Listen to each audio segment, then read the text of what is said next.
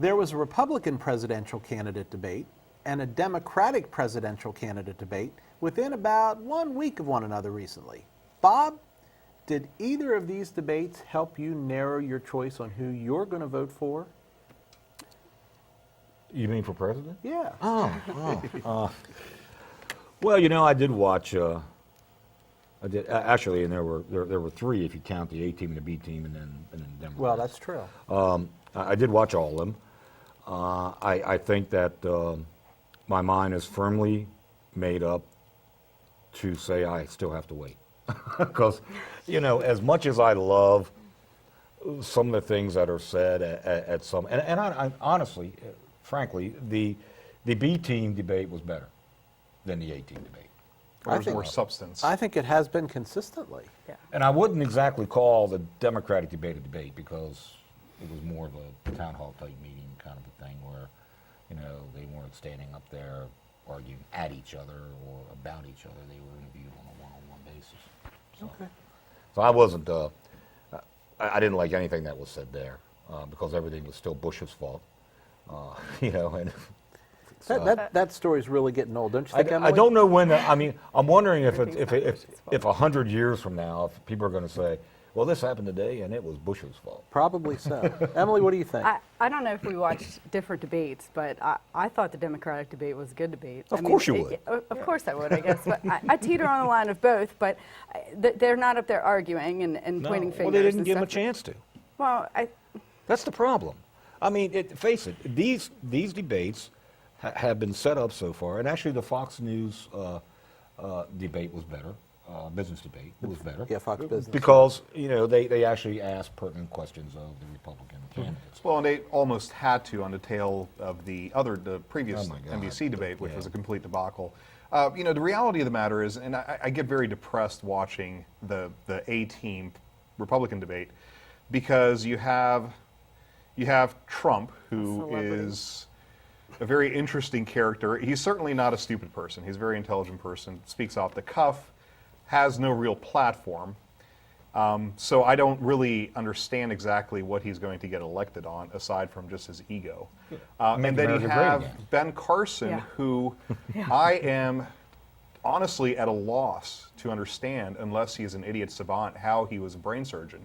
Because for somebody who believes that the pyramids were built by some biblical character to store grain, and that the world was created 6,000 years ago, you know, he would say that, you know, we should never elect a Muslim as president. I don't think somebody with his world views, honestly, should be elected as president either. And don't forget, Stonehenge was a dog park.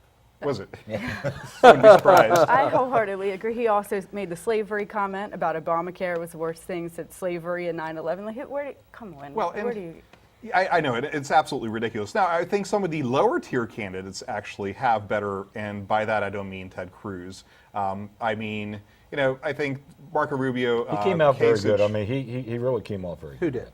Marco Rubio. Okay. Yeah, and I think Kasich, you know, they have some actual valid policy points, and you have to get that low in the ratings to get people who actually understand what it takes to govern and bring something of value. And I think the B team is a little bit, you know, does have a little bit more substance because you have Christie, you have, and I guess Jindal at this point is out, but people who actually have governing experience and can bring some value to the table. And So Marco Rubio is from everything I've heard, been anointed the winner of the Republican debate. Emily, who did you think won the Democratic debate?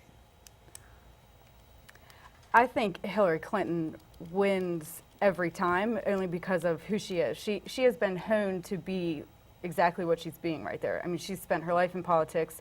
She's very well spoken. She has had moments in the past of losing her cool, and that hasn't happened here very recently in the past few But months. she She's has been very poised. no platform. But neither does Really? Trump. Yeah, And he's she's leading in gonna the build polls a big, either. beautiful wall, and that's going to solve all our problems. It's just absurd. Well, but I don't know if it'll be beautiful or not, but And we're not going to pay Well, for it. that- The Mexicans are. right. And I'm Right. fine with him building the Is wall, it- just so you know. But You can't degrade a whole entire country and say you cannot come here. We're going to build a whole wall so you can't get in, but you have to pay for it. Like, that makes no sense. right, I think we should pay for it. So so for the panel, Well, let's actually, go to around. be honest, I think the way you fix the immigration problem, and you know, we have to, we Americans are very short-sighted. We have to go back to the Monroe Doctrine. We basically shut the rest of the world out and treated Latin America as our playground. A lot of the problems in Central America we created by supporting this regime versus that regime, because we had the problems with Cuba, because we wanted to support this group versus that group, and we created complete chaos. So if we want these people to not come here, maybe we should invest in the economies down there and make those countries someplace where they want to be. We could always send Syrian refugees there, and they could could. help build that country up. So real quick, Colin, did you learn anything new from any of the candidates in the debate? No.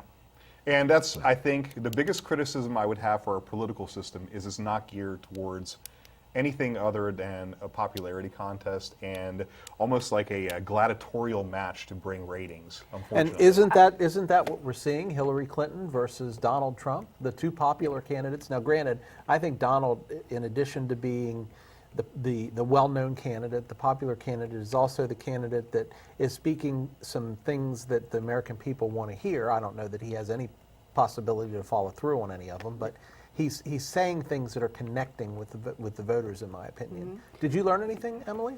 I did. You know, I think Bernie is doing the same thing. He's saying things that Democrats, they want to hear. And he is speaking about platforms. He'll never win. He just won't. Even he could be the best candidate and he wouldn't win. He just doesn't have, he's not Hillary or Donald Trump or whoever the Republicans are going to vote in. But I do think it's a popularity contest to a point. I don't think you ever really learn anything in debates other Well, than it's- who keeps their cool. It's a popularity contest for super PAC money, unfortunately, Can I- is what it comes down to. Relate something. You know, when we talk about how Donald Trump says things that he maybe can't do and things like that, if you watch any campaign, any election, and I'm talking about anything from the smallest municipal election of the city of Hagerstown to as high as a presidential election, you always have those individuals who have never held office, who talk about things that they want to change and how change can happen and what they can do and all those things until they get in office and realize that that can't happen, Right. okay, because there are guidelines to this and there's federal regulations and there's, so, I don't hold that against Trump. No, But and he's- actually, in all honesty, I think you bring up a good point. Neither should we hold those unrealistic things against any candidate, because ultimately, the last thing we want, and we talk about this all the time, is professional politicians. Right. That's not what our system was set up for. I mean, I would certainly hope that if Hillary gets elected, that she doesn't go into the Oval Office thinking that she has a pen and a phone. Okay? I think that's wrong. I think that there's we have different tiers of government for a reason. Well, and ultimately, and you're absolutely right about that, what needs to change, regardless who gets elected, is we need the branches of government to start talking to one another as opposed to talking at each other. And the other thing that needs to change is the topic, because we're out of time. Stay tuned, because in 3 minutes, Colin will lead us in the discussion of the recent terrorist attacks in Paris and whether or not we will be affected here locally. Stay tuned. We'll be back in 3. Colin got the last word.